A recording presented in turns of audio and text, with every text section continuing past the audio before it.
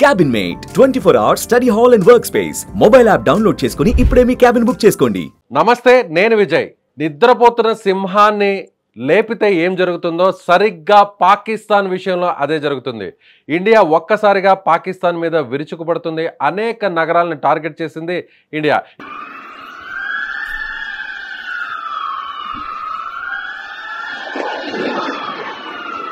ఇప్పుడు పాకిస్తాన్ విలవిలలాడుతుంది. పాకిస్తాన్ భారత్ వైపు నుంచి ఎలాంటి ఫైటర్ జెట్ వస్తుందో, అలాగే భారత్ నుంచి ఎలాంటి డ్రోన్ వస్తుందో, భారత్ వైపు నుంచి ఎలాంటి మిసైల్ వచ్చి తన మీద పడుతుందనేటువంటి భయంతో వణికిపోతుంది పాకిస్తాన్. అసలు పాకిస్తాన్కి సంబంధించి ఎలాంటి ఇప్పటివరకు డ్యామేజెస్ జరిగాయి, దీనికి సంబంధించిన డీటెయిల్స్ మనతో మాట్లాడడానికి ఉన్నారు retired air force officer wing commander Shyam Prasad గారు.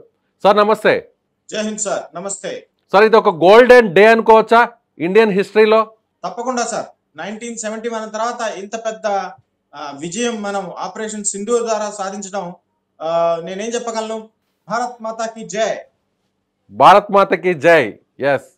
సో మొత్తం యావత్ దేశం అంతా కూడా ఇదే మాట వినిపిస్తుంది. అంటే నిన్న రాత్రి అంతా కూడా ప్రతి ఒక్కరు కూడా ఎక్కడి నుంచి మన భారత్ ఏ వైపు నుంచి పాకిస్తాన్ని అటాక్ చేస్తుందో, పాకిస్తాన్కి బుద్ధి చెబుతుందో, చావు దెబ్బతీస్తుందని అందరూ కూడా ఎదురు చూశారు. సో నిజంగా జరిగింది అనుకోవచ్చా?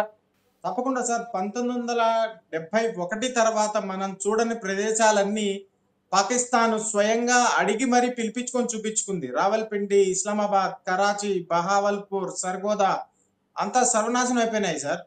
సార్, మనం పాకిస్తాన్కి సంబంధించిన ఎయిర్ డిఫెన్స్ సిస్టమ్స్ని కొలాప్స్ చేసాం. సో దీనివల్ల మనకి ఎలాంటి అడ్వాంటేజ్ వచ్చింది? మనకి ఈజీ అయిపోయిందా అక్కడ ఆపరేషన్స్ని చేయడానికి, అటాక్స్ చేయడానికి చాలా ఈజీ అయింది అనుకోవచ్చా?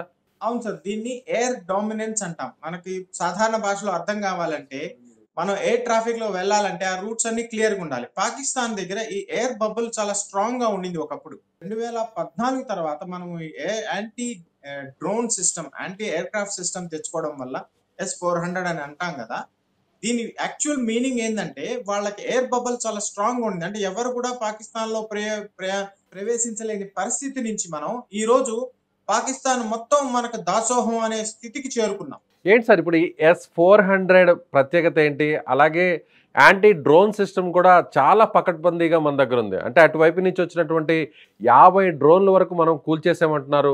అలాగే డైరెక్ట్గా మీరు అన్నట్టుగా నేరుగా పాకిస్తాన్లో ఉన్నటువంటి అనేక సిటీస్ని టార్గెట్ చేసాం. వాళ్ళకి సంబంధించిన డిఫెన్స్ సిస్టమ్ని మనం అక్కడ ఎయిర్ డిఫెన్స్ సిస్టమ్ని కొలాప్స్ చేసాం. S-400 స్పెషాలిటీ ఏంటి? ఇది ఎలా పనిచేస్తుంది? S-400 స్పెషాలిటీ ఏంటంటే సార్, ఇది ఒకే టైంలో 9 ప్రదేశాల్లో మనం అటాక్ చేయాలంటే, 9 ప్రదేశాల్లో డ్రోన్లు పంపించాలంటే మన డ్రోన్ వ్యవస్థ ఇదంతా. ఇంకోటి ఏంటంటే పూర్తిగా భారతదేశంలో తయారు చేయబడిన డ్రోన్ వ్యవస్థలు ఉన్నాయి. కాబట్టి వీటికి జామర్స్ లేవు వాళ్ళ దగ్గర, వీటికి పాస్వర్డ్స్ లేవు. వాళ్ళ దగ్గర ఉన్న వ్యవస్థలన్నీ కూడా F-16 విమానం అయితే కానీ, JF-17 వ్యవస్థ అయితే కానీ, వాళ్ళ ఎయిర్ డిఫెన్స్ చైనా వాళ్ళ దగ్గర నుంచి అనొచ్చు అనకూడదు అడుక్కు తెచ్చిన వ్యవస్థ కానీ, వాళ్ళ పాస్వర్డ్స్ జామర్స్ కంపెనీ దగ్గర OEMs అంటారు, ఒరిజినల్ ఎక్విప్మెంట్ మ్యానుఫ్యాక్చరర్స్ అంటారు, వాళ్ళ దగ్గర ఉండిపోతాయి. మనం అంతా ఒరిజినల్ ఎక్విప్మెంట్ మ్యానుఫ్యాక్చరర్స్ మనమే, మన దగ్గర ఉన్నాయి. కాబట్టి మనం పాస్వర్డ్స్ మార్చుకోవచ్చు, జామర్స్ మార్చుకోవచ్చు. మీరు ఊహించండి, ఇస్లామాబాద్ వరకు, రావల్పిండి వరకు నా డ్రోన్స్ వెళ్తున్నాయి, లేదా నా ఫైటర్ విమానాలు మీ భూభాగంలో 2-3 నిమిషాల వరకు తిరుగుతున్నాయంటే మీ యాంటీ డిఫెన్స్ ఎయిర్ డిఫెన్స్ వ్యవస్థ ఏమైనట్టు? ఎయిర్ డిఫెన్స్ వ్యవస్థ లేనప్పుడు సివిల్ ఎయిర్ క్రాఫ్ట్ లాగా నేను ఫ్రెండ్ ఆర్ ఫో అంటాను, నేను వస్తున్నాను అంటాను, ఆ విమానాశ్రయంలో ల్యాండ్ అయిపోతాను, ప్యాసింజర్లు తీసుకుని తిరిగి వచ్చేస్తాను. Free for all. దీన్ని ఎయిర్ డిఫెన్స్ అంటారు, ఎయిర్ సుపీరియారిటీ అంటారు, ఫేవరబుల్ ఎయిర్ సిచ్యువేషన్ అంటారు. వాళ్ళ దగ్గర నుంచి మనం ఏ విమానం లేచినా గానీ ఆపుకోలేని పరిస్థితుల్లో, దౌర్భాగ్య స్థితిలోకి అడిగి మరీ తెప్పించుకున్నారు. వాళ్ళు ధ్వంసం అయిపోయింది వాళ్ళ వ్యవస్థ. అలాగే కరాచీ పోర్ట్ మీద కూడా అటాక్ జరిగింది. INS విక్రాంత్ ఒక్కసారిగా విరుచుకుపడింది. దాంతోపాటుగా మన దేశానికి సంబంధించిన వార్షిప్స్ అన్నీ కూడా కరాచీ పోర్ట్ని టార్గెట్ చేసాయి. అనేక నౌకల్ని కూడా ధ్వంసం చేశాయి. పోర్టు కూడా పూర్తిగా మన కంట్రోల్లోకి వచ్చేసింది అంటారు. నిజమేనంటారా? అవును. ఇప్పుడు మన సాధారణ ప్రేక్షకులకు అర్థమయ్యే రీతిలో చెప్పాలి అంటే, మనం పోర్ట్లోకి రావాలంటే, షిప్పులు రావాలన్నా, కార్గో రావాలన్నా, నార్మల్ సామాగ్రి రావాలన్నా బెర్తులు ఉండాలి. ఆ బెర్తులను పేల్చేసామనుకోండి, నీటి లెవెల్, వాటర్ లెవెల్ పెరిగిపోతుంది. వాటర్ లెవెల్ పెరిగిపోయినా, వాటర్ లెవెల్ తగ్గిపోయినా కానీ షిప్ అక్కడ లాగలేదు.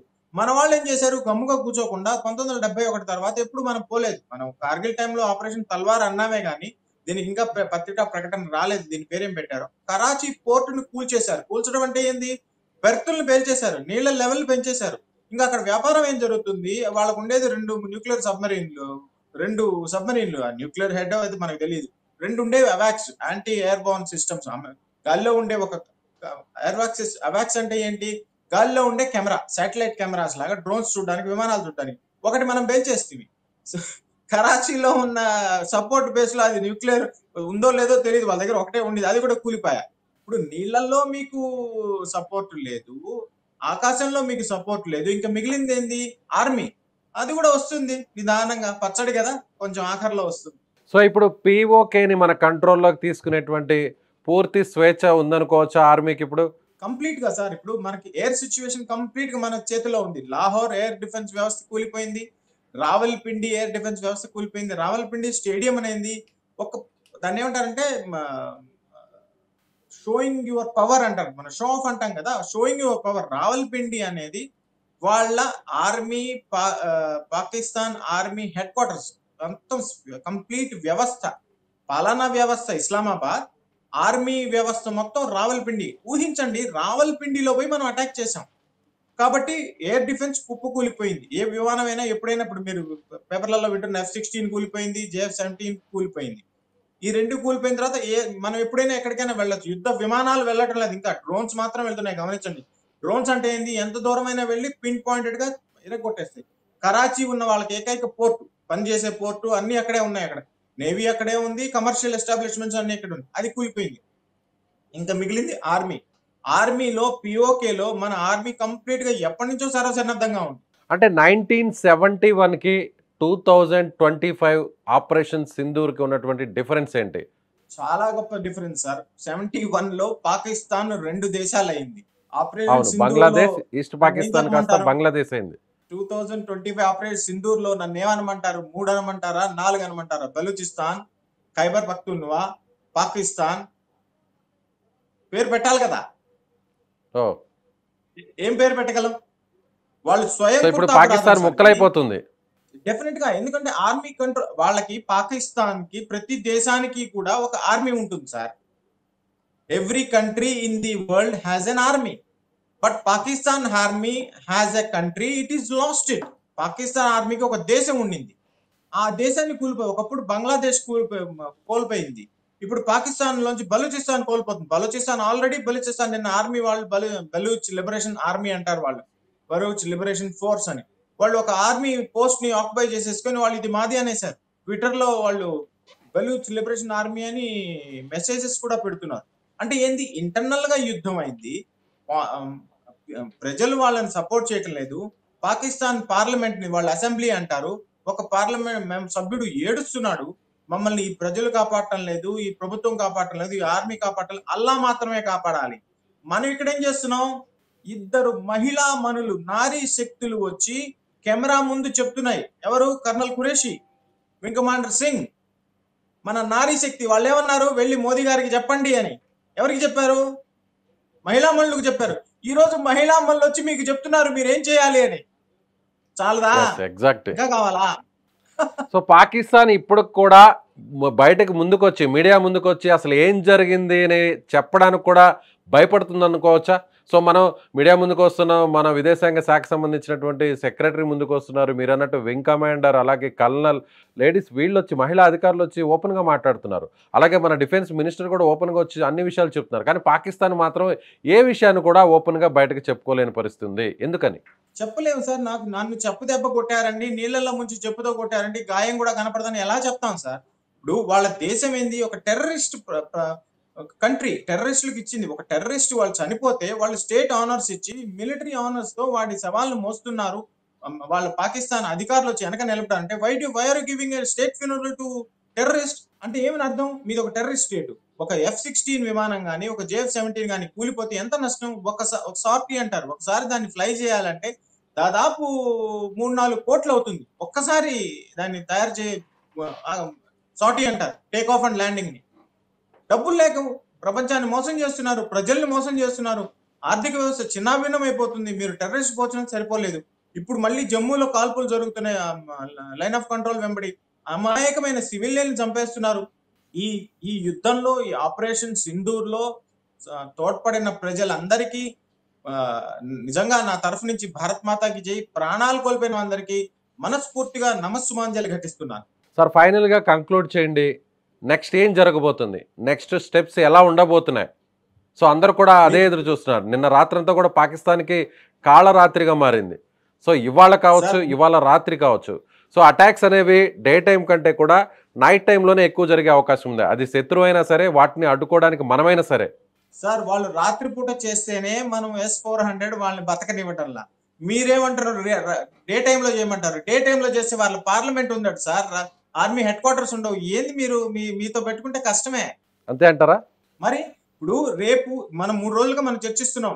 3 నిమిషాల్లో పాకిస్తాన్ ఖతమైపోతుంది. అవును, మొదటి నుంచి మీరు అదే మాట చెప్తున్నారు. అయిపోయింది. 6 రాత్రి అయిపోయింది, 7 రాత్రి అయిపోయింది, 8 రాత్రి. ఈ రోజు రాత్రికి వాళ్ళు చేతులు ఎత్తేసి వైట్ ఫ్లాగ్ అంటాం కదా, చేసిన ఆశ్చర్యపోక. ఎందుకంటే they don't have money, they don't have man power, they don't have will power. ఆయుధాలు లేవు, మనుషులు లేరు, డబ్బులు లేవు. ఓ మహాప్రభో మనం క్షమించండి అని ఇప్పటికే ఆల్రెడీ యుఎస్ వైస్ ప్రెసిడెంట్ వాళ్ళకి చెప్పాడు, వెనక్కి తగ్గండి అని. వెనక్కి తగ్గండి అంటే ఏంది? F-16 కూలిపోయింది. F-16 ఏంది? ప్రపంచంలో గల అధునాతన ఆయుధం, అది యుద్ధ విమానం, దాదాపు 2000 కోట్లు. వాళ్ళు ఆల్రెడీ దాన్ని ఇష్ట ప్రకారం కూల్చేస్తున్నారు. దాన్ని నడపడానికి పైలట్స్ లేవు. ఒక పైలట్ మనం పట్టుకో ఉన్నాం. What are they talking nonsense, stupid people? They're spoiling their own country as well as giving a chance to Honorable Prime Minister Modi and our nation to మన శక్తి సామర్థ్యాలు ప్రదర్శించుకోవడానికి అడిగి మరీ చెప్పించుకోవడం ఏంటి దౌర్భాగ్యం. సార్ అలాగే ఇప్పుడు 3 ఫైటర్ జెట్స్ని మనం కొలాప్స్ చేసాం, క్రాష్ చేసాం అంటున్నారు. వీటి విలువ ఎంత ఉంటుంది? F-16 కానీ, JF-17 కానీ ఒక్కోటి కనీసం 2000 కోట్లు సార్. F-16 2000 కోట్లు, JF-17 వాళ్ళు ఇచ్చారు కానీ దానిలో ఇంజన్ లో ప్రాబ్లం ఉంది. ఎందుకంటే దాన్ని మెనూవర్స్ అంటారు.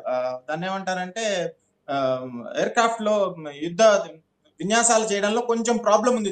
దాన్ని కూడా వాళ్ళు తెచ్చిపెట్టుకున్నారు. వాళ్ళ దగ్గర, మన దగ్గర అన్ని ఇండిజినస్, మన డ్రోన్స్ ఇండియాలో తయారు చేయబడ్డవి, మన మిజైల్స్ ఇండియాలో తయారు చేయబడ్డవి. మనం తెచ్చుకున్న S-400 వ్యవస్థలో గొప్పతనం ఏంటంటే, ఇంకో విషయం చెప్పాలి మీకు, చెప్పకూడదో చెప్పాలో చెప్తాను. 2014 ముందు S-400 కొనాలనే ప్రయత్నమే జరగలేదు. 2018లో జరిగితే మొట్టమొదట అడ్డుపడింది ఇది కొననీయకుండా అమెరికా, మీరు కొనకూడదు అని. అప్పుడున్న మన ప్రభుత్వము, పొలిటికల్ లీడర్షిప్, మన రక్షా మంత్రి, మన ప్రధానమంత్రి, మన ఆర్మీ చీఫ్లు, ఎయిర్ ఫోర్స్ చీఫ్లు, సిడిఎస్లు వీళ్ళందరూ కష్టపడి నిర్ణయం తీసుకొని, కాదు మాకు ఈ వ్యవస్థ అవసరం. ఈరోజు చూడండి, ఇజ్రాయెల్కి కూడా ఇంత శక్తి లేదు. ఏకకాలంలో 9 చోట్ల డ్రోన్ అటాక్ చేయడం, 36 టార్గెట్లని ఆపగలిగే శక్తి S-400 కుంటే, 9 చోట్ల ఏకకాలంలో డ్రోన్ ప్రవహించే శక్తి ఒక్క భారతదేశానికి మాత్రమే ఉంది. Right sir, thank you sir. Waiting for good news tonight.